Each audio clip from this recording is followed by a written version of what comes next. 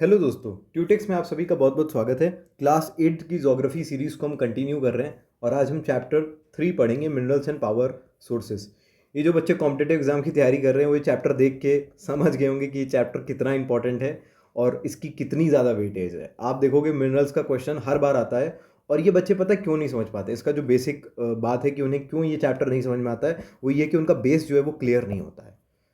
अब क्लास 8 में ज्योग्राफी पढ़ाया गया तो उस समय हम लोग कहाँ पढ़ाई बड़ी टीवी देख रहे थे, पोगो देख रहे थे, हंगामा चैनल देख रहे थे, डिज्नी देख रहे थे। तो उस समय नहीं क्लियर होता। तो आगे जाके जब हम ये पढ़ते हैं तो वो तो उस लेवल से पढ़ाएगा, ऊपर वाले लेवल से। हमें बेस थोड़ी पढ़ाएगा। आज जो ये क्लास 8 में लिखा है वो आगे थोड़ी पढ़ाया जाएगा। तो क्या होता है, हमें दिक्कत होती है, हमें समझ में नहीं आता है। तो इसीलिए हम इसको आज बहुत अच्छे से समझेंगे चैप्टर को। ये चैप्टर बहुत इंपॉर्टेंट है और ट्रस्ट मी, जितनी इंपॉर्टेंट चीज़ें थी वो सारी मार्क है यहाँ पर। तो बिल्कुल मत घबराना। जो बच्चे यूपीएससी की, पीसीएस की, किसी भी चीज़ की भी कॉम्पिटेटिव एग्जाम की तैयारी कर रहे हैं, मिनरल्स पर्सपेक्टिव से आपका ये चैप्टर पूरा क्लियर हो जाएगा। आपको घबराने की कोई भी ज़रूरत नहीं है। ठीक है। एनसीईआरटीज़, और आपको पता है एनसीईआरटीज़ का कितना वेटेज होता है। ठीक है, तो आइए mineral and power resources chapter को स्टार्ट करते हैं।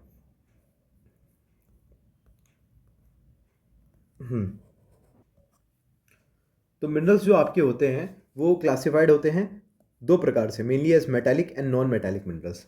देखो, अब ये मेटालिक और नॉन मेटालिक क्या होता है पहले मैं आपको अच्छे से समझाता हूँ। देखो, मेटालिक मिनरल्स वो मिनरल्स होते हैं जिससे हम मेटल एक्सट्रैक्ट कर सकते हैं, जिससे हम मेटल जो है उसको एक्सट्रैक्ट कर सकते हैं, उसको निकाल सकते हैं, वो होते हैं मेटालिक मिनरल्स। ठीक है, ये शाइन भी करते हैं बढ़िया सा एकदम। ठीक है, और इनमें ये हीट और इलेक्ट्रिसिटी भी कंडक्ट करते हैं। ठीक है, मैंने अब क्या बताया, मेटालिक मिनरल वो मिनरल होते हैं जिससे हम मेटल एक्सट्रैक्ट कर सकते हैं, ये शाइन भी करते हैं और मतलब हीट और इलेक्ट्रिसिटी भी कंडक्ट करते हैं। अब नॉन मेटालिक मिनरल्स कौन से होते हैं सर, आइए उसको देखते हैं। नॉन मेटालिक मिनरल्स वो मिनरल्स होते हैं जो जिनमें मेटल नहीं होता है, दे डोंट कंटेन मेटल्स। ठीक है, इनमें मेटल्स नहीं होता है। इनमें था, हम इनसे एक्सट्रैक्ट भी कर सकते थे। इनमें मेटल्स था, इनमें मेटल्स नहीं होता है। ठीक है, और इनमें कोई शाइन भी नहीं होती है। ठीक है सर, शाइन भी नहीं होती और इलेक्ट्रिसिटी भी कंडक्ट नहीं कर पाते हैं। ठीक है, तो ये बेकार ही हो गया एक तरीके से, समझो। ठीक है, मतलब ऐसा भी समझने के लिए समझ सकते हो। ठीक है, हालांकि इसमें भी बहुत इंपॉर्टेंट है। अच्छा, मेटालिक मिनरल्स का सर एग्जांपल दीजिए। तो एग्जांपल आपका जैसे आयरन हो गया। ठीक है, और क्या होगा, कॉपर हो गया। और क्या होगा सर, गोल्ड हो गया। और क्या हो गया सर, सिल्वर हो गया। और क्या हो गया सर, जिंक हो गया। और क्या हो गया सर, एल्युमिनियम हो गया। और एसेट्रा, ये सारी चीज़ें। तो iron, copper, gold, silver, zinc, aluminium, ये सारा क्या है, आपके मेटालिक मिनरल्स हैं। तो सर नॉन मेटालिक मिनरल्स क्या होंगे, इनके एग्जांपल दे दीजिए। इनके भी दे देते हैं आपको। ये आपके क्या होंगे, जैसे माइका हो गया, लाइमस्टोन हो गया। ठीक है, नाम सुनते रहना। कोयला हो गया, कोयले से मेटल थोड़ी मिलता है। सॉल्ट हो गया, जिप्सम हो गया, एसेट्रा हो गया। तो ये सब क्या है, ये सब नॉन मेटालिक मिनरल्स हैं। बात क्लियर होगी आपको। ठीक है, अब देखो, ये जो मेटालिक मिनरल्स हैं इनको हम दो पार्ट में और डिवाइड करते हैं। इनको हम दो पार्ट में और सब डिवीजन करते हैं। एक होता है फेरस और एक होता है हमारा नॉन फेरस। क्या क्या होता है, फेरस और नॉन फेरस। देखो, फेरस मतलब क्या होता है, ये वो मिनरल होते हैं इसमें आयरन होता है। ठीक है, हमें पता है आयरन तो होगा ही, लोहा तो होगा ही इसमें। ठीक है, और ये जो होते हैं ये मैग्नेटिक होते हैं और स्ट्रांग होते हैं। फेरस कौन से होते हैं, मैग्नेटिक होता है, इनमें मैग्नेटिक पन होता है, चुंबकपन होता है, और ये बड़े मजबूत होते हैं। ठीक है, बात समझे मैंने क्या बोला। इस एक तो फेरस है तो इसमें आयरन होगा, समझ गए, आयरन होगा इसमें।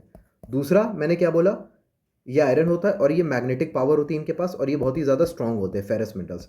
सर एग्जाम्पल दे सकते हो, एग्जाम्पल दे सकते हैं, जैसे आपका निकल हो गया, कोबाल्ट हो गया। ठीक है, मैग्नीज हो गया, आयरन ओर हो गया। आयरन ओर मतलब हेमाटाइट, मैग्नेटाइट, ऐसे ऐसे करके। ठीक है, तो अब इतना समझो। नॉन फेरस क्या होता है, नॉन फेरस सर हो गया मतलब नो आयरन। नॉन फेरस, इसमें आयरन था तो इसमें आयरन नहीं होगा। ठीक है, ये आयरन नहीं होगा, ये लाइट वेट होते हैं। मैग्नेटिक होंगे, नहीं सर मैग्नेटिक नहीं होंगे। अच्छा, ये जो होते हैं ना, ये रस्ट नहीं खाते हैं। ठीक है, मतलब इनमें जंग नहीं लगती है, ध्यान रखना। ये रस्ट फ्री होते हैं, ऐसा समझ लो। ठीक है, ये क्या होंगे, रस्ट फ्री होंगे। क्यों, क्योंकि इसमें आयरन नहीं होता है। रस्ट किस में लगती है, जिसमें आयरन होता है, इसमें आयरन होता है, इसमें लगेगी। नॉन फेरस में रस्ट नहीं लगती है। सर एग्जांपल दे सकते हो, हाँ भैया, आपका बॉक्साइट एल्युमिनियम है, कॉपर है, लेड है, टिन है, गोल्ड है, सिल्वर है। कभी सोना चांदी में रस्ट जंग लगते हुए सुने हो, नहीं सुने हो। ठीक है, तो ये चीज़ें हैं। अच्छा, इनका नॉन फेरस का यूज़ कहाँ होता है, आपके इलेक्ट्रिक वायर्स में होता है, यूटेंसिल्स में होता है, ज्वेलरीज में होता है, ये सब जगह होता है। समझ गए, तो समझे कि जो आपका फेरस है इसमें आयरन होता है, बिल्कुल होता है। ठीक है, एग्जाम्पल इसका आयरन ही हो गया, या मैग्नम हो गया, ये सब हो गया। नॉन फेरस में आयरन होता है, नहीं सर आयरन नहीं होता। एग्जाम्पल सर कॉपर हो गया, एल्युमिनियम हो गया। ठीक है, ध्यान समझे। तो हो सकता है आपको क्लियर हो गया होगा मेटलिक, नॉन मेटलिक, और मेटलिक के दो पार्ट है, फेरस और नॉन फेरस। ठीक है, अब देखते हैं हम ये रॉक क्या होता है। देखो, मैं आपको पिछले चैप्टर से बहुत अच्छे से समझा रखा हूँ ज्योग्राफी में रॉक क्या होता है। अगर नहीं देखा तो पिछले क्लास की वीडियो देख कर आओ। रॉक क्या है, क्लास 7th की वीडियो देख के आना। रॉक क्या है? Rock is an aggregate of one or more minerals but without different composition of constituent of mineral. देखो रॉक क्या होता है, मैंने आपको पढ़ा रखा है पिछले क्लास में, इग्नियस, सेडिमेंट्री और मेटामॉर्फिक। ये तीन आपने बहुत ध्यान से समझा होगा, ठीक है, और ये तीनों बहुत इंपॉर्टेंट है आपका, इग्नियस, सेडिमेंट्री और मेटामॉर्फिक। अब किस में मिनरल होता है? तो सर सब में मिनरल होता है। रॉक पता क्या होता है? रॉक आपने सुना होगा, बड़ा सा पत्थर है, उस रॉक में या तो एक मिनरल होगा, कोई भी एक मिनरल हो सकता है। मिनरल अभी मैंने आपको पढ़ाया ना, मेटलिक नॉन मेटलिक, तो कोई भी एक मिनरल हो सकता है, चाहे वो मेटलिक है नॉन मेटलिक है। एक मिनरल होगा या तो एक से ज़्यादा कई सारे मिनरल्स होंगे, इन सब का कॉम्पोजिशन, इसको हम रॉक बोलते हैं। समझ गए? इसको हम क्या बोलते हैं? इसको रॉक बोलते हैं। आई होप क्लियर हो गया होगा। अब एक और इंपॉर्टेंट चीज क्या लिखी गई है, देखो आपने देख लिया, rock is an aggregate of one or more minerals but without definite composition of the constituent of mineral, ठीक है। Rock from which minerals are mined are known as ores. नया नया पार्ट आ गया, ठीक है, नई चीज आ गई, ओर्स। ओर्स क्या होता है? ध्यान से समझो, बहुत ध्यान से समझना। ओर क्या है? ओर एक प्रकार का रॉक है, ठीक है, और एक प्रकार का रॉक होता है जिसके अंदर मेटल होते हैं। तो समझ गए, मतलब वो रॉक जिसके अंदर मेटल हो, जिसके अंदर क्या हो, जैसे मान लो एक बड़ा सा रॉक है, इसके अंदर मेटल है, तो इसे क्या बोला जाएगा? इसे ओर बोला जाएगा। समझ गए? इसे क्या बोला जाएगा? ओर बोला जाएगा। लेकिन जो मेटल होता है वो सिर्फ अकेला मेटल नहीं होता, वो मिक्स्ड होता है कई सारी चीज़ों के। जैसे अब रॉक है तो उसके अंदर सैंड भी होगा, क्ले भी होगा, पत्थर भी होंगे, छोटे छोटे स्टोन्स भी होंगे, लेकिन मेटल भी है इसके अंदर, ठीक है। तो वो रॉक जिसके अंदर मेटल होगा उसे हम क्या बोलेंगे? उसे हम ओर बोलेंगे। समझ में आ गया? क्लियर हो गया? तो हम क्या करते हैं, हमको बेसिकली क्या करना होता है, जो मेटल होता है उसको सेपरेट करना होता है। कई सारी चीज़ें रॉक में होती है तो उसको मेटल हमें सेपरेट करना पड़ता है, ठीक है। तो जिस रॉक में मेटल मिलेगा उसे क्या कहते हैं? ओर कहते हैं। समझ गए? तो देखो यही चीज़ देखिए, rock from which minerals are mined are known as ores, ठीक है, उन्हीं उन्हीं चीज़ को माइंड करेंगे जिससे हमें मेटल मिलेगा। Although more than 2800 types of minerals have been identified. बाप रे, 2800 मिनरल्स आज तक हमें आइडेंटिफाई हुए हैं, ठीक है। Only about 100 are considered ore minerals. तो क्या बोल रहा है भाई? बहुत सारे पत्थर मिले, ठीक है, उसमें से मान लो बहुत सारे मिनरल्स मिले, करीब 100 ही में हमें ओर मिनरल्स मिला है, मतलब 100 ही रॉक में हमें मेटल मिला है। समझ गए बात को? आई होप क्लियर हो गया होगा। अब इसी चीज़ को हम पढ़ लेते हैं जो मैंने आपको ऊपर समझाई है। मेटलिक मिनरल्स क्या है? They contain metal in raw form, ठीक है। Metal are hard substances that conduct heat and electricity. मैंने बोला मेटलिक वो होते हैं जिनमें मेटल होता है, ठीक है, और इनमें शाइन होती है और इनमें हीट और इलेक्ट्रिसिटी होती है, ठीक है।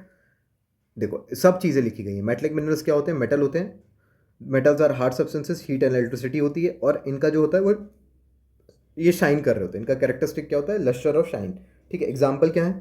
आयरन और बॉक्साइड, मैग्नीज और आर सब एग्जाम्पल, ठीक है। तो एग्जाम्पल याद रख लेना, जो बच्चे प्रीलिम्स की तैयारी कर रहे हैं एग्जाम्पल आपसे पूछ देगा, आप नहीं कर पाओगे, ठीक है। तो ये ध्यान रखना, एग्जाम्पल अच्छे से याद कर लेना। अब देखो मेटलिक मिनरल्स में भी फेरस और नॉन फेरस, वही मैंने आपको बताया, फेरस हो सकते हैं, नॉन फेरस हो सकते हैं। फेरस मतलब जिसमें आयरन है, नॉन फेरस मतलब जिसमें आयरन नहीं है। फेरस मिनरल्स लाइक आयरन और manganese and chromite contain iron, ठीक है, एग्जांपल्स देख लेना। A non ferrous mineral does not contain iron, iron नहीं होता, मैं आपको बता रखा हूँ। May contain some other metal such as gold, silver, copper, lead. भैया आयरन छोड़ के तो कुछ भी हो सकता है, लेकिन आयरन नहीं होता है। अब ये हो गया आपका मेटलिक, हमने कर लिया। अब देखते हैं नॉन मेटलिक क्या था। नॉन मेटलिक मतलब जिसमें मेटल नहीं होता है, ठीक है, मेटल नहीं होता है, ये शाइन नहीं करते हैं, हीट एंड इलेक्ट्रिसिटी नहीं कंडक्ट करते हैं, सब हमने देख लिया। एग्जाम्पल मैंने आपको बता रखा था, लाइमस्टोन, माइका, जिप्सम, ये सब एग्जाम्पल्स हैं, ठीक है। The mineral fuels like coal and petrol और ऑल्सो नॉन मेटलिक मिनरल। तो आपका जो कोयला है, जो आप गाड़ियों में पेट्रोल डलाते हो, वो सब किस में आता है? नॉन मेटलिक में आता है, क्योंकि उसमें मेटल थोड़ी होता है। बात समझ गए? अब देखते हैं एक्सट्रैक्शन ऑफ मिनरल्स। जो हम मिनरल्स को एक्सट्रैक्ट करते हैं, जो मिनरल्स हम निकालते हैं रॉक में से, वो किस तरीके से निकालते हैं। तो उसके बेसिकली 3 प्रोसेस होते हैं, माइनिंग, ड्रिलिंग और क्वायरिंग, ठीक है। तो आप ये इनको गूगल कर सकते हो अच्छे से समझने के लिए। देखो मैंने लिख भी दिया, आप इमेज देख सकते हो, ठीक है। तो हम कौन कौन से प्रोसेस यूज़ करते हैं? तो माइनिंग करते हैं, अंदर खोदना, ड्रिलिंग करते हैं और क्वायरिंग करते हैं। तो ये तीनों क्या होते हैं? ये तीनों ही हम अर्थ के अंदर गड्ढा करके निकालते हैं मिनरल्स, ठीक है। ओपन कास्ट, शैफ्ट माइनिंग, तो ये सब आप गूगल करके देख सकते हो। लेकिन 3 प्रोसेस याद रखना, एक तो माइनिंग होगा, ड्रिलिंग होगा, ये लोगों को पता होगा, लेकिन क्वायरिंग नहीं पता होगा, तो ये भी ध्यान रखना। क्वायरिंग क्या होता है? मतलब आप स्टोन को डिग कर रहे हो, ठीक है, स्टोन या रॉक को डिग कर रहे हो near the surface of the अर्थ, ज़्यादा डीप नहीं जाते हो, थोड़ा सा अंदर जाके अर्थ के डिग करते हो, ठीक है। ये क्यों किया जाता है? क्योंकि मटेरियल्स, बिल्डिंग मटेरियल्स जैसे कि आपका लाइमस्टोन, मार्बल, ग्रेनाइट, इन सब के लिए हम करते हैं, ठीक है। समझ गए बात को? तो इसे क्वायरिंग कहा जाता है। तो 3 तरीके होते हैं इससे मिनरल को एक्सट्रैक्ट किया जाता है, माइनिंग, ड्रिलिंग और क्वायरिंग। माइनिंग में 2 आता है, ये पूछ लेगा, ओपन कास्ट माइनिंग और शाफ्ट माइनिंग। ये किसका पार्ट है? ड्रिलिंग का पार्ट है, क्वायरिंग का पार्ट है कि माइनिंग का पार्ट है? तो आप बोलोगे माइनिंग का पार्ट है, लेकिन ये क्या होता है? तो इनको गूगल करके अच्छे से समझ लेना, ठीक है। अब आ जाओ, the process of taking out minerals from the rocks buried under the earth surface called mining. Mining क्या होता है? जब आप अर्थ के अंदर जो रॉक होता है उसको एक्सट्रैक्ट करते हो, वहां से मिनरल्स निकालते हो, तो उसको माइनिंग कहते हैं। Minerals that lie at shallow depth are taken out by removing the surface layer, this is known as open cast mining. देखो ये अच्छे से देख लिया है, बाकी यूट्यूब और गूगल पे इसका लाइव आप टेलीकास्ट भी देख सकते हो। क्या बोला है ओपन कास्ट माइनिंग क्या होती है? कि मिनरल्स जो lie at the shallow depth are taken out by removing the surface layer, that is, देखो भाई मान लो ये आप यहाँ पर हो और ये आपके नीचे ज़मीन है। अब डेप्थ मतलब क्या होता है? गहराई होता है। एक होता है डीप डेप्थ, ठीक है, डीप डेप्थ मतलब बहुत गहरा, और एक होता है शैलो डेप्थ मतलब कम गहरा। जैसे कभी आपने अगर स्विमिंग किया होगा तो आपको याद है स्विमिंग पूल होता है, तो मान लो यहाँ से आप नीचे उतरते हो तो ये जो होता है इसको बोला जाता है शैलो वाटर, ठीक है, मतलब ये कम गहरा पानी होता है। लेकिन अगर आप ये जो ऊपर वाला होगा इसको आप बोलोगे शैलो वाटर। लेकिन अगर आप नीचे जाओगे अंदर तो ये क्या होगा? ये डीप वाटर होगा, ठीक है, ये बहुत गहरा पानी होगा। समझ गए? स्विमिंग पूल में क्या होता है? शुरू में थोड़ी एकदम गहरा हो जाता है, 10 फीट हो जाएगा, शुरू में कम रहता है, 2 फीट होगा, 4 फीट होगा, ठीक है, धीरे धीरे आप अंदर डीप और आगे चले जाओगे तो वो डीप वाटर हो जाएगा। तो समझ गए? तो यही होता है कि जैसे आप यहाँ खड़े हो, अर्थ में भी यही होता है, ठीक है, ये कम गहराई, आपने थोड़ा गड्ढा खोदा, जैसे आपके घर में अगर बोरिंग हुई होगी पानी वानी के लिए तो कम और ज़्यादा अंदर अंदर डीप तक खोदा जाता है, तो ये होता है शैलो डेप्थ, ठीक है, कि ये जो आपका है कम खोदा गया है, ये है डीप डेप्थ। तो हम बोल रहे हैं कि जब हम शैलो डेप्थ के अंदर खोद के, मतलब डीप नहीं, शैलो में खोद के, हम क्या कर रहे हैं? हम शैलो में खोद के मिनरल्स निकालते हैं अर्थ की सरफेस से, सो उसे कहते हैं ओपन कास्ट माइनिंग, ठीक है। जैसे आपका deep bores called shaft have to be made to reach mineral deposit at light great depth, this is called shaft mining. क्या बोल रहा है? बहुत आसानी से क्लियर हो जाएगा। देखो मैंने क्या बोला, ये आपका शैलो डेप्थ होता है, ठीक है, और ये आपका नीचे होता है डीप डेप्थ। अब ध्यान से समझना, अगर हम शैलो डेप्थ को अगर हमें निकालना है तो हमने थोड़ा सा खोदा मशीन से, ठीक है, हाथ से तो नहीं खोद पाएंगे, मशीन से खोदा और निकाल लिया। इसे क्या बोलेंगे सर? इसे बोलते हैं ओपन कास्ट माइनिंग, ठीक है, कि यहीं पे ऊपर ऊपर ही खोला और निकल गया। अब सुनो, अब बहुत ध्यान से समझना, जब कोई मिनरल्स या कोयला हमें डीप मिलता है, मतलब डीप में मिलता है, अर्थ के डीप में मिलता है, मतलब यहाँ पर मिलता है, जब भी कोई हमें मिनरल्स या कोयला, ठीक है, तो हम इसे डिग नहीं कर सकते सरफेस से। हमें क्या करना पड़ता है? एक बड़ा सा डीप वर्टिकल होल डालना पड़ता है, एक बड़ा सा वर्टिकल होल डालना पड़ता है, यहाँ पे ऐसे करके बड़ा सा वर्टिकल होल डालना पड़ता है कुएं की तरह, ठीक है, ताकि हम यहाँ तक पहुँचें। ऐसे खोद के आप नहीं पहुँच सकते, बहुत गहरा है, बहुत गर्म होता है। तो हम क्या करते हैं? एक वर्टिकल होल टाइप का डालते हैं, ऐसा बड़ा पाइप टाइप का डालते हैं वेल की तरह, ताकि हम ग्राउंड तक पहुँच सकें। तो ये जो वर्टिकल होल होता है इसी को हम शैफ्ट कहते हैं। वर्टिकल होल को क्या कहते हैं? हम शैफ्ट कहते हैं। और ये जो पूरा प्रोसेस होता है इसको शैफ्ट माइनिंग कहते हैं। बात समझ गए मेरी? यही चीज़ यहाँ पे बोल रहा है। क्या बोला मैंने? भाई आप यहाँ पर हो, ठीक है, ये हो गया आपका शैलो, ये हो गया डीप। शैलो में निकालना है, आपने खोदा और निकाल लिया, इसे कहते हैं ओपन कास्ट माइनिंग। ये देखो यहाँ पे लिखा हुआ है, दोबारा नहीं लिखूंगा। अगर डीप में आपको खोदना है तो आपको एक बड़ा सा होल करना पड़ता है, ठीक है, वर्टिकल होल करना पड़ता है, और ये जो वर्टिकल होल बड़ा सा है इसको कहते हैं शाफ्ट। और ये जो डीप में पूरा वर्टिकल होल करके माइनिंग करी जाती है इसको हम कहते हैं शाफ्ट माइनिंग। इसको हम क्या बोलते हैं? शाफ्ट माइनिंग बोलते हैं, ठीक है। आई होप क्लियर हो गया होगा आपको। तो ये दोनों प्रोसेस होता है माइनिंग के अंदर, ठीक है। नहीं समझ में आ रहा है, वीडियो देखना है तो यूट्यूब पे जाके वीडियो भी देख सकते हो, कोई दिक्कत नहीं। वैसे मैंने बहुत ईजी वे में आपको समझा दिया, तो ज़रूरत पड़ेगी नहीं आपको देखने की। Deep wells are bored to take them out, this is called drilling, ठीक है। तो क्या करते हैं? हम बड़ा सा वेल टाइप का नीचे डालते हैं, ठीक है, उसको ड्रिलिंग कहा जाता है। Minerals that lie near the surface are simply dug out by the process of quarrying. क्या बोल रहा है? कि जो मिनरल्स सरफेस के ही पास होते हैं, मतलब यहीं पर मिल गया, आप यहाँ पे रहते हो, मिनरल यहीं पे मिल गया, तो हम क्या करते हैं? हम खोदते हैं सरफेस, ठीक है, और निकाल देते हैं। इस प्रोसेस को हम क्वेरिंग कहते हैं। समझ गए? क्वेरिंग बहुत आसान है। ड्रिलिंग क्या था? कि जब आप डीप वेल की तरह, मतलब बहुत ज़्यादा अंदर ड्रिल करते हो, तो क्वेरिंग मतलब ये मत सोचना बहुत गहरा हम खोदते हैं तब जाके उसे क्वेरिंग कहते हैं, इतना बड़ा वर्ड है, नहीं सर। क्वेरिंग मतलब क्या होता है? कि सिंपली, इसमें आप क्या बोल रहे हो? कि जस्ट सिंपली ऊपर ही मिल गया भैया, मैं यहाँ पे खड़ा हूँ, जरा सा खोदा, मुझे मिल गया मिनरल, ठीक है। तो आई होप क्लियर हो गया होगा। अब देखते हैं डिस्ट्रीब्यूशन ऑफ मिनरल्स, कि कैसे कैसे मिनरल्स को अलग अलग तरीके से डिस्ट्रीब्यूट किया जाता है। तो देखो मिनरल्स जो हैं वो डिफरेंट रॉक्स में होते हैं, मैं आपको बता रखा हूँ, ठीक है। जो जनरली आपके मेटालिक मिनरल्स होते हैं वो आपको इग्नियस और मेटामॉर्फिक रॉक में ही मिलते हैं, ठीक है। जनरली जो है वो मेटालिक मिनरल्स कौन से होते हैं? इसमें मेटल्स एक्सट्रैक्ट किया जाता है, इसमें मेटल्स होता है, ठीक है। ये हार्ड होते हैं, ठीक है, और ये शाइनी होते हैं, ठीक है, ये सारी चीज़ें। अब देखो आयरन ओर इन नॉर्थ स्वीडन, ठीक है, हम देखते हैं कहाँ का आयरन ओर मिलता है हमें? नॉर्थ स्वीडन में, ठीक है। स्वीडन कहाँ है? आपने यूरोप में देखा होगा। कॉपर और निकल हमें मिलता है ओंटारियो में, ठीक है, कनाडा में है। आयरन निकल क्रोमाइट और प्लेटिनम मिलता है हमें साउथ अफ्रीका में।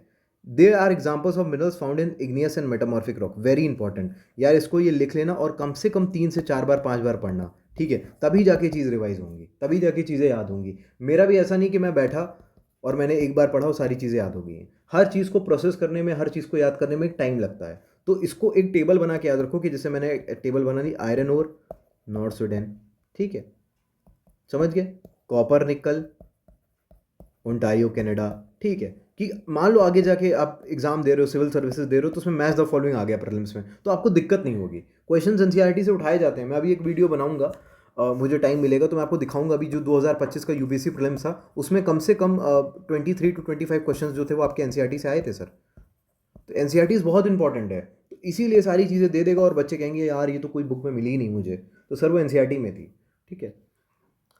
Sedimentary rock formation of plains and young fold mountains contain non metallic minerals like the limestone, क्या बोल रहा है, सेडिमेंट्री रॉक में, और जो आपका जब फॉर्मेशन होता है प्लेन्स का, ठीक है, जो आपका प्लेन्स है जैसे यूपी बिहार प्लेन एरिया है, ठीक है, और young fold mountains, young fold mountain का एग्जांपल तो हिमालयाज हो गए, इन सब का जो फॉर्मेशन होता है इसमें क्या होता है, नॉन मेटलिक मिनरल्स होते हैं। तो कल को बोल देगा यंग फोल्ड माउंटेन्स में आपको मेटलिक मिनरल मिल गए तो हिमालय मत खोदने चले जाना, नहीं नहीं सर उसमें नॉन मेटलिक मिनरल्स होते हैं, वरना अभी तक तो खोद खोद भी दिए होते हैं, हमारे देश वाले ऐसे हैं, ठीक है।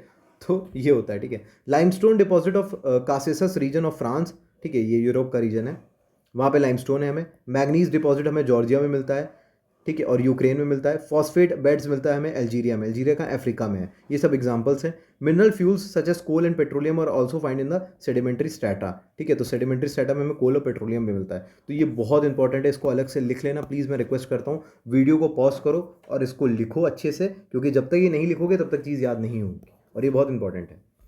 अब हम एशिया के बारे में देखेंगे, ये हमारा पूरा एशिया ही आ गया ना, ये एशिया है, ये अफ्रीका है, नॉर्थ अमेरिका है, साउथ अमेरिका है, ठीक है, ये ऑस्ट्रेलिया है, ठीक है, ये अंटार्कटिका है,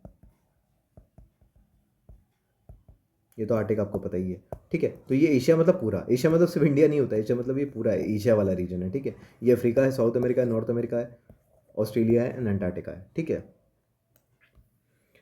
तो देखते हैं एशिया का क्या बोल रहा है कि चाइना और India have large iron ore deposit, क्या बोल रहा है कि चाइना और इंडिया में, अगर हम एशिया में देखेंगे तो चाइना और इंडिया के पास बहुत ज़्यादा आयरन ओर डिपॉजिट है, ठीक है।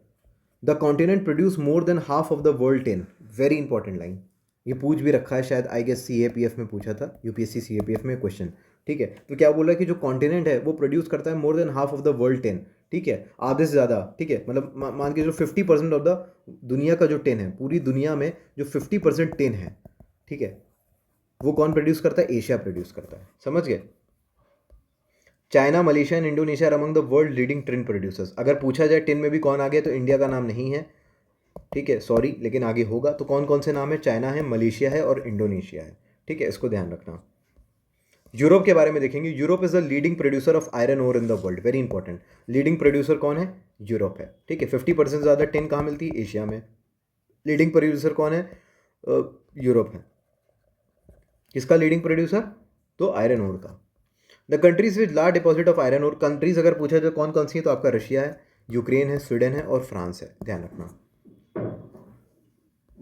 नॉर्थ अमेरिका के बारे में हम देखेंगे, the mineral deposit in North America are located in the 3 zones, North America में जो मिनरल डिपॉजिट है वो 3 जोन में लोकेटेड है, ठीक है। पहला द कैनेडियन रीजन, ये जो ऊपर वाला है, ठीक है, Canadian region north of the Great Lakes, Appalachian region इस तरफ, एप्लेशियन माउंटेन्स यहाँ पर है, इस तरफ है, ठीक है, and the mountain region on the west. तो क्या बोला, एक तो यहाँ पर है, एक यहाँ पर है और एक यहाँ पर है, 3 जगह डिपॉजिट है, ठीक है, नॉर्थ अमेरिका में। आयरन ओर देखो, iron ore, nickel, gold, uranium and copper are mined in the Canadian shield region. Canada में कौन कौन सा है, आयरन ओर, इसको सब लिखना है, ऐसे पढ़ने से एक बार में याद नहीं होगा, क्योंकि ये फैक्चुअल चीज़ें हैं, जो फैक्ट्स होता है उन्हें टाइम लगता है याद करने में। तो आपका आयरन ओर है, निकल है, गोल्ड है, यूरेनियम है, कॉपर है, ये कैनेडियन शील्ड रीजन में माइन किए जाते हैं। इसके बाद कोल आपका एप्लेशियन रीजन में, मतलब ये जो एप्लेशियन रीजन है, यहाँ पे एप्लेशियन माउंटेन भी है, यहाँ पे हमें कोयला मिलता है। और वेस्टर्न कॉर्डिलोस में हमें लास्ट डिपॉजिट मिलते हैं कॉपर के, लेड के, जिंक के, गोल्ड के और सिल्वर के।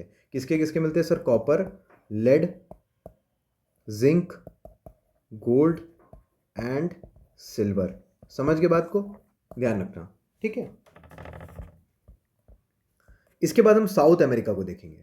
तो देखो साउथ अमेरिका को हम पढ़ेंगे। ब्राज़ील जो है लार्जेस्ट प्रोड्यूसर है high grade iron ore in the world. देखो अब आप बोलोगे आयरन ओर तो हमने यूरोप देखा था, लेकिन हाई ग्रेड बहुत अच्छा क्वालिटी का आयरन ओर हमें कहाँ मिलेगा? साउथ अमेरिका में। वो भी कहाँ पे? कौन सी कंट्री में? ब्राज़ील में। जैसे एशिया में बहुत सारी कंट्रीज है ना, इंडिया एक कंट्री है, चाइना एक कंट्री है, वैसा साउथ अमेरिका में कंट्री है ब्राज़ील, वो हाई ग्रेड आयरन ओर के लिए बहुत ज़्यादा फेमस है। Chile and Peru are leading producer of copper. देखो सीपी में हमें क्या मिलता है? कॉपर मिलता है, ठीक है। देखो सी और पी दोनों आ रहा है, तो सीपी यानी क्या हो गया आपका? चील और पेरू, समझ गए।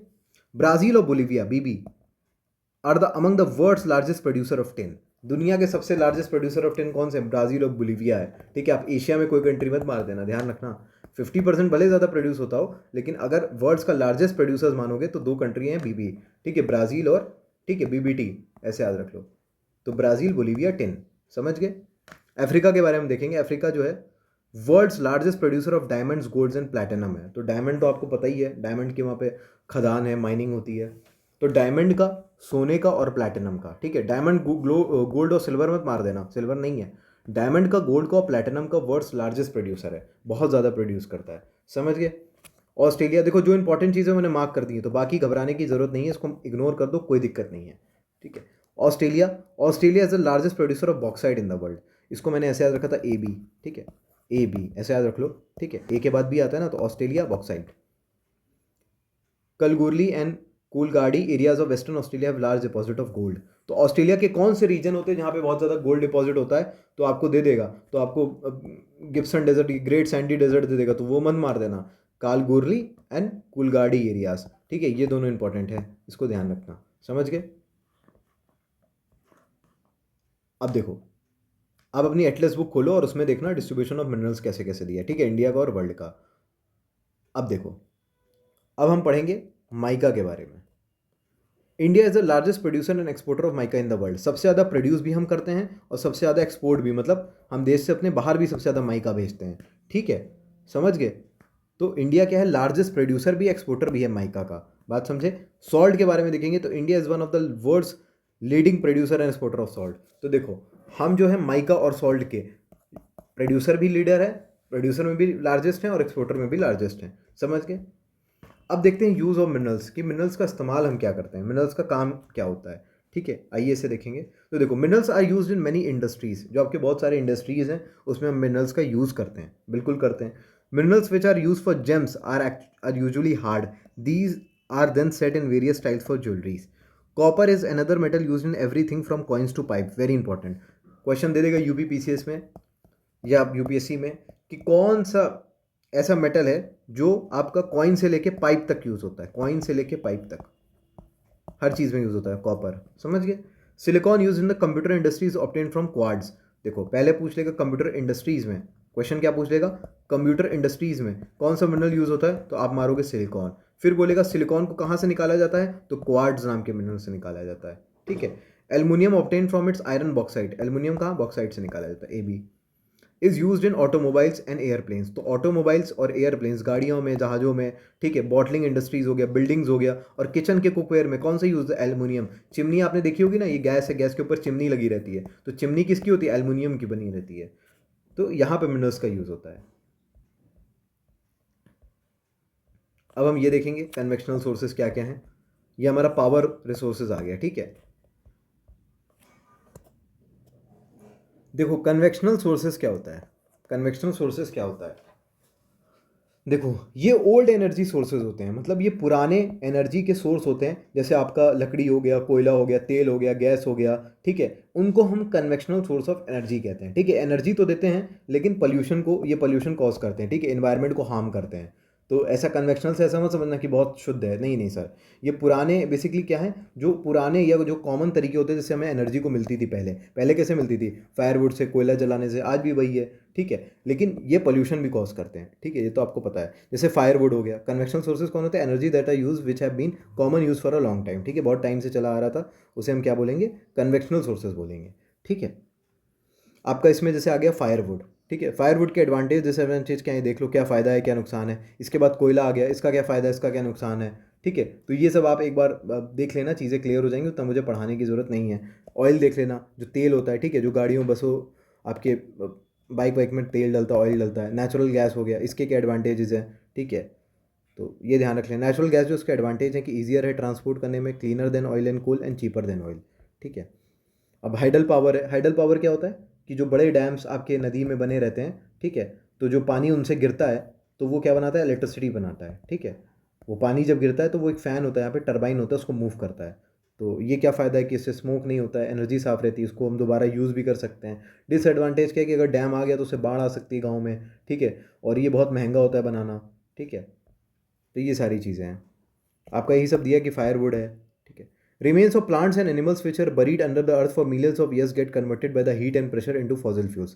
Fossil fuels such as coal, petroleum and natural gas are the main source of conventional energy. Very important। क्या बोल रहा है, देखो पहले बोल रहा है कि जैसे मान लो ये एक प्लांट था, ठीक है, ये आपका एक प्लांट था और ये समझ लो एक जानवर है, ठीक है। I am not good at that writing, but समझ लो कि एक जानवर है, ठीक है। ये क्या है, ये एक जानवर है। अब ये कुछ टाइम बाद मरेगा, ये भी कुछ टाइम बाद मरेगा। भाई लाइफ का एक रूल है ना कि जो भी चीज़ आई है उसको जाना है, तो ये भी एक मरेगा, ये भी एक टाइम के बाद मरेगा। जब मरेगा तो ये मिट्टी के अंदर अपने आप दफन हो जाएंगे, ठीक है। मिट्टी के अंदर मतलब मरेंगे यहीं पे, इनकी मांस वास पड़ी रहेगी, धीरे धीरे दफन हो जाएंगे। कुछ टाइम बाद दफन होने के बाद क्या होगा, धीरे धीरे मिलियंस ऑफ ईयर्स के बाद इतना हीट, देखो अब ये पृथ्वी है, अंदर दफते रहेंगे दफन होते रहेंगे और अंदर जाते रहेंगे, हीट लगेगी, प्रेशर लगेगा। इनसे क्या होगा, ये फॉसिल फ्यूल में कन्वर्ट हो जाएंगे। फॉसिल फ्यूल में कन्वर्ट हो जाएंगे मतलब सर, मतलब फॉसिल फ्यूल मतलब कोयले में, पेट्रोल में या गैस में कन्वर्ट हो जाते हैं। तो समझे, जो आपका ऑयल निकलता है, पेट्रोल निकलता है, वो असल में रिमेन्स प्लांट्स और एनिमल्स हैं, ठीक है, जो बहुत टाइम पहले मर गए थे। तो उन्हीं का रिमेन्स, उसी को हम बोलते हैं फॉसिल फ्यूल। समझ गए, फॉसिल फ्यूल कोयला हो गया, पेट्रोल हो गया, गैस हो गया, ये सब क्या है, फॉसिल फ्यूल है। डीजल हो गया, फॉसिल फ्यूल है। तो ये जो फॉसिल फ्यूल्स है ना, ये मेन सोर्सेज होते हैं कन्वेक्शन एनर्जी के, ठीक है। कोयला के बारे में देखो तो it is use as a domestic fuel in industries such as iron and steel, ठीक है। इसको हम इंडस्ट्रीज में यूज़ करते हैं, स्टीम इंजन में यूज़ करते हैं इलेक्ट्रिसिटी बनाने के लिए। Electricity from coal is called thermal power. तो थर्मल पावर क्या होता है, क्लास 8 के बच्चों क्वेश्चन आ जाएगा। थर्मल पावर क्या होता है कि इलेक्ट्रिसिटी जो कोयले से बनती है उसे हम थर्मल पावर कहते हैं। Coal is therefore refer to as buried sunshine, ठीक है। दफन हुआ सूरज उसको कोयले को कहते हैं, ठीक है। बरीड सनशाइन किसे कहते हैं, कोयले को कहते हैं, ध्यान रखना इंपॉर्टेंट है। The leading coal producers of the world are, कौन कौन से दुनिया में ऐसे देश हैं जो कोयले में बहुत ज़्यादा आगे हैं, तो वो आपके चाइना है एक, तो यूएसए है, जर्मनी है, रशिया है, साउथ अफ्रीका और फ्रांस है, ठीक है। और अगर इंडिया में बात करोगे तो कौन कौन से एरियाज़ हैं, तो इंपॉर्टेंट है, एक तो आपका रानीगंज है, फिर झारिया है, फिर धनबाद है, बोकारो है झारखंड में, सब झारखंड में है, ठीक है। तो इनको अपने मैप में लोकेट करना है। देखो मैंने लिख दिया, locate this regions on the map. इसके बाद पेट्रोलियम के बारे में आएंगे। तो देखो क्या बोला है कि the petrol that keeps your car running as well as the oil that keeps your cycle from squeaking both began as a thick black liquid call petroleum. तो पेट्रोलियम क्या होता है, थिक ब्लैक लिक्विड होता है, ठीक है। देखो ये सारी चीज़ इंपॉर्टेंट नहीं थी इसलिए मैंने अंडरलाइन नहीं किया, जो इंपॉर्टेंट थी वो अंडरलाइंड है। तो थिक ब्लैक लिक्विड होता है, उसको पेट्रोलियम कहते हैं। It is found between the layers of rock and is drilled oil fields located in of शोर एंड कोस्टल एरियाज। देखो ऑन शोर होता है, एक ऑफ शोर होता है। जब ये आपका कोस्ट है, जैसे ये आपका इंडिया है, ये आपका समुद्र कोस्ट है, यहाँ पे जब आपका वो होता है क्या कहते हैं कुछ, तो उसे कहते हैं ऑन शोर, तेल वेल निकाला जाता है, ये हो गया आपका ऑन शोर। तो यहाँ पे नहीं निकालेंगे, दूर निकालेंगे। तो जब दूर निकालते हैं तो उसे कहते हैं ऑफ शोर। समुद्र में कोस्ट से थोड़ा दूर निकालते हैं उसे ऑफ शोर कहते हैं, कोस्ट पे जो होता है उसे ऑन शोर कहते हैं। समझ गए, तो ये हम ऑफ शोर करते हैं, ठीक है, कोस्टल एरिया से थोड़ा दूर। Petroleum and derivatives are called black gold, very important. Black gold किसे कहते हैं, एक तो बरीड सनशाइन किसे कहते थे, कोयले को कहते थे सर, और ब्लैक गोल्ड किसे कहते हैं, पेट्रोलियम, और उसमें से जो डेरिवेटिव्स निकलते हैं उन्हें ब्लैक गोल्ड कहते हैं, क्योंकि बहुत ही ज़्यादा वैल्यूबल है हमारे लिए, ध्यान रखना। The leading producers in India are Digboi in Assam, Bombay high in Mumbai and the deltas of Krishna in Godavari rivers. क्या बोल रहे हैं कि लीडिंग प्रोड्यूसर्स इंडिया में कौन कौन से पेट्रोलियम से रिलेटेड, तो आप ध्यान रखना। और सब कोस्ट के पास आपको दिखेंगे, ठीक है, जैसे मुंबई हो गया, गोदावरी नदी के आसपास हो गया, सब कोस्ट के पास है। अब देखो पहले देख लेते हैं, डू यू नो क्या बोल रहा है। कंप्रेस नेचुरल गैस, जो आपका सीएनजी होता है, जो गाड़ियों में सीएनजी डाला जाता है, popular eco friendly and automobile fuel and is call less pollution than petrol and diesel. सबको पता है सीएनजी जो है पेट्रोल और डीजल से कम पोल्यूशन करता है, तो इको फ्रेंडली भी है। Natural gas is found with petroleum deposit and is release when crude oil is brought to the surface, ठीक है। ये नेचुरल गैस में पेट्रोल के साथ मिलती है, दफन रहती है नीचे, और जब ऊपर सरफेस लाया जाता है तो उसको निकाला जाता है। It can be use as a domestic and the industrial fuel. Natural gas आपका डोमेस्टिक में भी यूज होता है, इंडस्ट्रीज में भी यूज होता है। Russia, Norway, UK and the Netherlands are the major producers of natural gas, very important. In India Jaisalmer, Krishna, Godavari delta, Tripura and some areas offshore in Mumbai have natural gas resources. तो important है कहाँ कहाँ मिलता है इंडिया में, इसको ध्यान रखना, क्वेश्चन आ जाएगा। अब डू यू नो देख लेते हैं। Norway was the first country in the world to develop hydro electricity, very important. दुनिया में पहली कंट्रीज ने हाइड्रो इलेक्ट्रिसिटी मतलब पानी से बिजली बनाया था, वो कौन सी थी? नॉर्वे थी। ठीक है, हाइडल पावर देखते हैं अब हम, इसके बारे में बता रखा हूँ अभी ऊपर। ठीक है, हाइडल पावर ऊपर मैंने भी समझा दिया क्या, जब फॉलिंग वाटर आपका बिजली बनाता है, एक फैन होता है, टरबाइन होता है, पानी गिरता है, बड़ी तेज घूमने लगता है, घूमने लगता है, घूमने लगता है, हीट जनरेट होती है, बिजली बनाता है।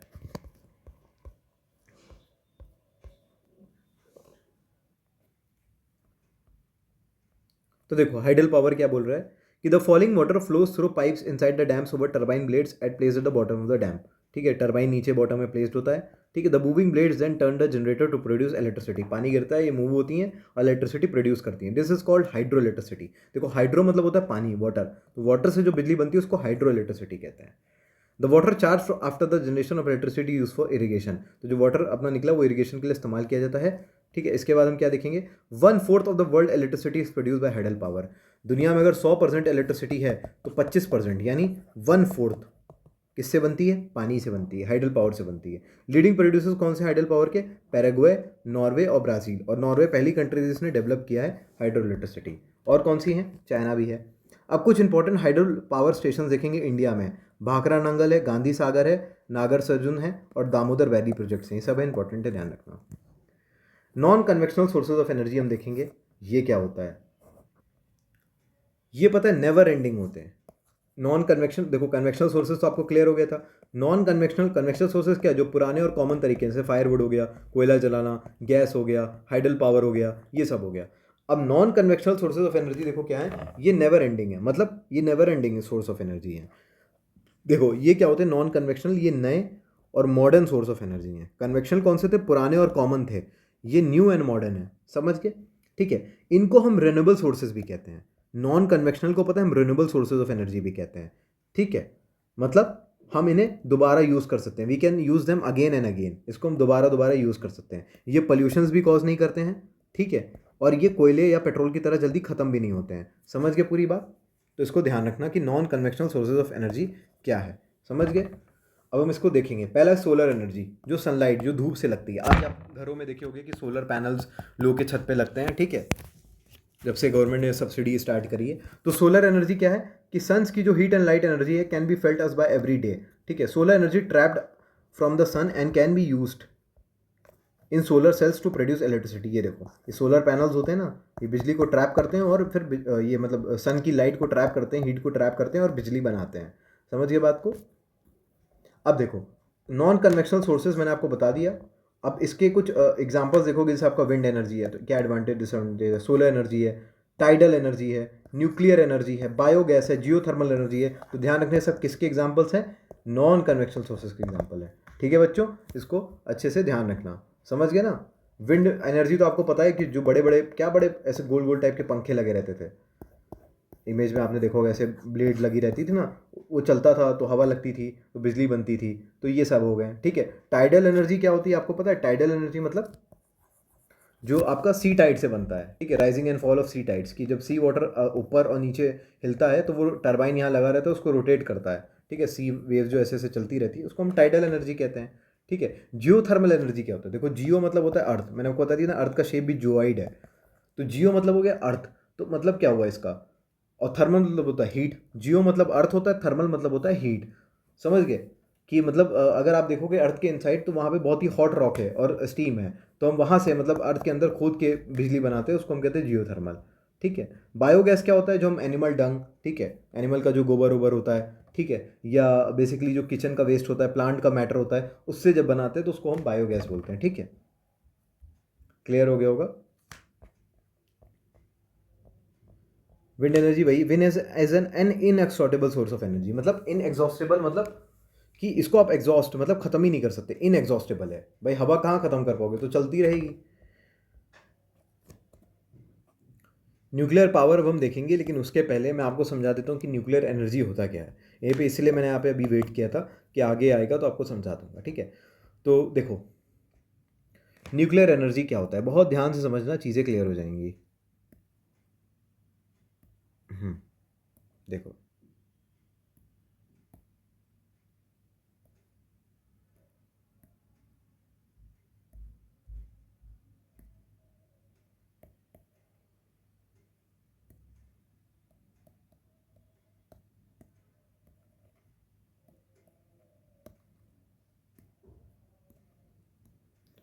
न्यूक्लियर एनर्जी क्या होता है, आइए इसको हम डिटेल में समझेंगे।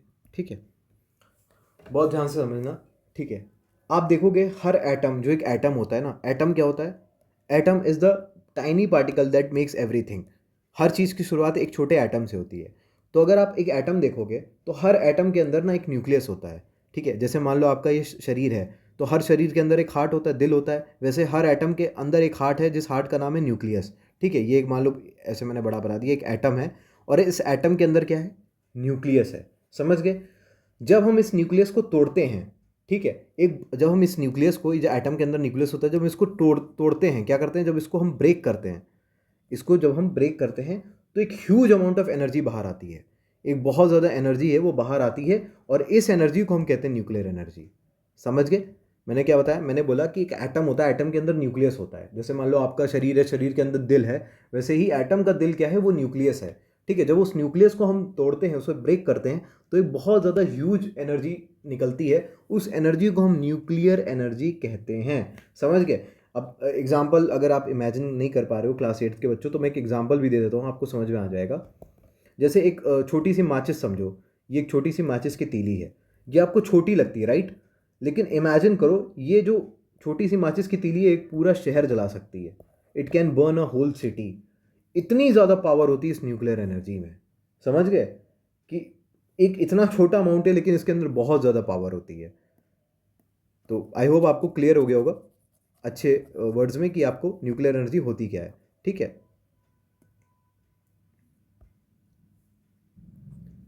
अब हम देखेंगे कि जो न्यूक्लियर एनर्जी हमें मिलती कैसे है, कि जो न्यूक्लियर एनर्जी है ये हमें मिलती कैसे है। ठीक है, how do we get it? तो देखो, इसको निकालने के लिए हम एक स्पेशल एलिमेंट का यूज़ करते हैं, इसका नाम है यूरेनियम। इसका क्या नाम है? यूरेनियम। ठीक है, ये यूरेनियम एक मेटल होता है जो हमें अंडरग्राउंड मिलता है। यू से यूरेनियम, यू से अंडरग्राउंड। ये हमें कहाँ मिलता है? अंडरग्राउंड मिलता है। ठीक है, इसको ध्यान रखना। समझ गए? तो अब क्या प्रोसेस होता है वो तो इंपॉर्टेंट नहीं है अभी आपको लिए, बस इतना ध्यान रख लो। अब हम देखते हैं न्यूक्लियर पावर क्या होता है, इसके बारे में पढ़ रहे थे। क्या पढ़ रहे थे हम? Nuclear power. ये क्या होता है सर? ठीक है, तो न्यूक्लियर पावर मतलब क्या होता है कि इलेक्ट्रिसिटी जो हम न्यूक्लियर एनर्जी से बनाते हैं, मतलब हमें न्यूक्लियर एनर्जी से जो बिजली बनाते हैं, उसको हम न्यूक्लियर पावर कहते हैं। बात समझ में आ गया? ठीक है, तो न्यूक्लियर एनर्जी क्या था? जो एनर्जी हमें एटम को तोड़ के मिलती है। न्यूक्लियर एनर्जी क्या था? वो energy that we get from breaking the atoms, atoms को हमें तोड़ के मिलती है। न्यूक्लियर पावर क्या होता है? The electricity that is made using that energy. देखो भाई, न्यूक्लियर एनर्जी क्या होता है? जो एटम्स को तोड़ के हमें एनर्जी मिलती है। और न्यूक्लियर पावर क्या हो गया? वो इलेक्ट्रिसिटी जो हम उस एनर्जी को यूज करके बनाते हैं। समझ गए बात को? आई होप ये आसानी से आपको क्लियर हो गया होगा। हम्म, ठीक है, तो देखो न्यूक्लियर पावर क्या है? Nuclear power is obtained from the energy stored in the nuclei of atom of naturally occurring radio active elements like uranium and thorium. मैंने आपको बहुत ईजी वे में समझा दिया है। These fuels undergo nuclear fusion in nuclear reactors and emit power. Greatest producers of nuclear power, ये important है, USA है और यूरोप है। डू यू नो एक इंपॉर्टेंट है, देख लो, the site of the world first solar and wind powered bus shelter is in Scotland. ठीक है, तो ध्यान रखना स्कॉटलैंड में है। और अभी हमने ऊपर भी पढ़ा था, क्या चीज़ पढ़ी थी, नॉर्वे के बारे में आई गेस। हाँ, कि नॉर्वे जो पहली कंट्री थी जिसने डेवलप किया था हाइड्रो इलेक्ट्रिसिटी। और ये भी ध्यान रख लेना, अब क्या आ गया, हम्म, कि जो वर्ल्ड्स फर्स्ट सोलर और विंड है वो कहाँ है? स्कॉटलैंड में था। ठीक है, इंडिया में अगर आप देखोगे न्यूक्लियर पावर के बारे में, तो राजस्थान झारखंड में लार्ज डिपॉजिट है यूरेनियम के। Thorium is found in large quantities on in the monazite Sands of Kerala. Kerala में मोनोजाइट सैंड्स में क्या मिलता है? थोरियम मिलता है। क्वेश्चन आ जाएगा थोरियम कहाँ मिलता है, तो ध्यान रखना, वेरी इंपॉर्टेंट। इसके बाद क्या बोल रहा है कि न्यूक्लियर पावर स्टेशंस इंडिया में कहाँ कहाँ है? देखो, एक तो आपका कालापक्कम है तमिलनाडु में। ये अभी अगर आप देखोगे तो आई गेस यूपी पीसीएस 2025 में क्वेश्चन पूछा था, न्यूक्लियर पावर रिएक्टर्स पूछता है हर साल। तारापुर आपका महाराष्ट्र में है, राणा प्रताप सागर आपका राजस्थान में है, और नोरा आपका उत्तर प्रदेश में है, और कायगा कर्नाटका में है। तो ये वेरी इंपॉर्टेंट है, एनसीईआरटी के हैं, ध्यान रखना इन्हें। ठीक है, देखो कैसे बनती है न्यूक्लियर एनर्जी, ये है, इंपॉर्टेंट नहीं है आपके लिए इतना। जियोथर्मल एनर्जी क्या है? मैंने आपको बता रखा है, the energy obtained from the earth is called geothermal energy. The temperature in the interior of the earth rises as we steadily as we go deeper. देखो ये अर्थ है, अब जितना अंदर इसके जाते रहोगे उतना टेम्परेचर बढ़ता रहेगा। यहाँ जाओगे हल्का बढ़ेगा, यहाँ जाओगे और। ठीक है, अंदर बहुत ज़्यादा हीट होती है ना, क्योंकि अंदर बहुत ज़्यादा रिएक्शन चल रहा होता है, मैग्मा होता है, बड़े बड़े मेटल्स होते हैं, मूव करते रहते हैं, हीट जनरेट होती है। अब जियोथर्मल एनर्जी के बारे में देखेंगे तो आपका यूएसए जो है वो वर्ल्ड का लार्जेस्ट जियोथर्मल पावर प्लांट है। तो लार्जेस्ट जियोथर्मल पावर प्लांट कहाँ पर है? तो आपका अमेरिका में, ध्यान रखना। उसके बाद कहाँ है? न्यूजीलैंड में, आइसलैंड, फिलीपींस है, सेंट्रल अमेरिका। क्रोनोलॉजी में पूछ लेगा, यूएसए है, इसके बाद न्यूजीलैंड है। न्यूजीलैंड कहाँ है आपका? ऑस्ट्रेलिया के पास पड़ता है। इसके बाद न्यूजीलैंड है तो आइसलैंड है, दोनों लैंड लैंड है। फिर फिलीपींस है और फिर सेंट्रल अमेरिका है। शुरू में भी अमेरिका, बाद में भी। इंडिया में अगर देखेंगे तो जियो थर्मल प्लांट्स कहाँ कहाँ हैं? मणिकरण हिमाचल प्रदेश में और पूगा वैली लद्दाख में है। इंपॉर्टेंट है, इंडिया का पर्सपेक्टिव ध्यान रखना, इसीलिए ग्रीन में कर दिया है। अब देखो टाइडल एनर्जी, जो टाइड से एनर्जी बनती है उसको टाइडल कहते हैं। Tidal energy can be harnessed by building dams at narrow opening of the sea. ठीक है। During high tide the energy of the tide is use to turn the turbine installed in the dam to produce electricity. ठीक है, इतना important नहीं है, बस समझ लेना। ये इंपॉर्टेंट है। Russia, France and the gulf of Kutch in India have huge tidal mill farms. ठीक है, इसको ध्यान रखना।